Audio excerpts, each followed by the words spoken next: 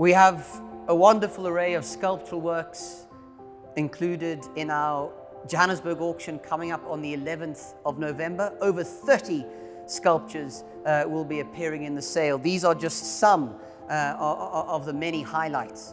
I'll start with this one to my right, a wonderful and very sharp casting of the Bushman Hunter, of course by Anton van Wouw, a work that was conceived in 1902, and this particular casting cast on the Via del Babuino in Rome by the Nassini Foundry.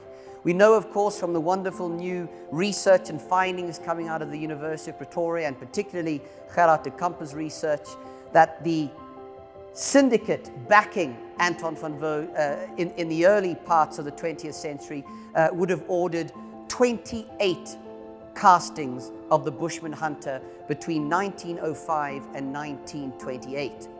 Other castings were, of course, produced by the Massa Foundry, probably from the early or mid-1930s through to the artist's death in 1945.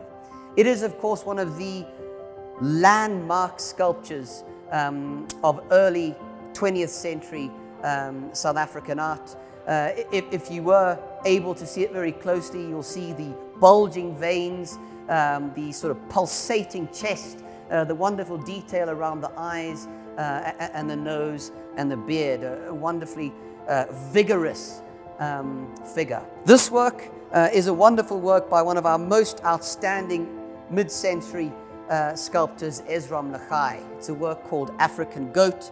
It was produced while Ezrom was under the sway of Linda Givon at the Goodman Gallery. It would have been cast at the Vignali Foundry in Pretoria in 1990. There were 8 of these cast, 7 in the edition, and 1 artist proof. This is the artist's proof.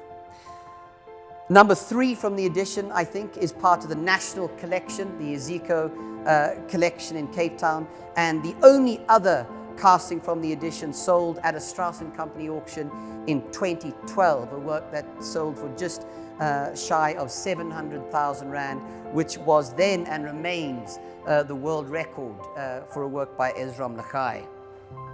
This work is called Caged Light. It's, of course, by Edoardo Villa. It's from the mid-1950s, a wonderful sort of candelabra work in steel. It also comes from the collection of Aldo Carrara, who was a lifelong friend of Edoardo Villa and who came from the same place in Italy as Edoardo did. They both came from Bergamo. This work, along with a handful of others, have been repatriated from Bergamo, and we're wonderfully excited to have such a spectacular group of villas in the sale with such a wonderful provenance.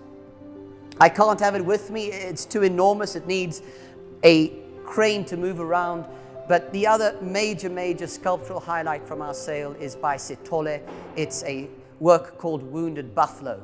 It is an absolute high point of South African modernism across all medium.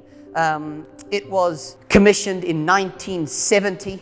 It is a hugely powerful, large-scale work of a wounded buffalo with its head pressed into the earth. It is, of course, a wonderfully powerful metaphor of the exploitation of the black African mine workers on which so much of the wealth of Johannesburg in particular was built.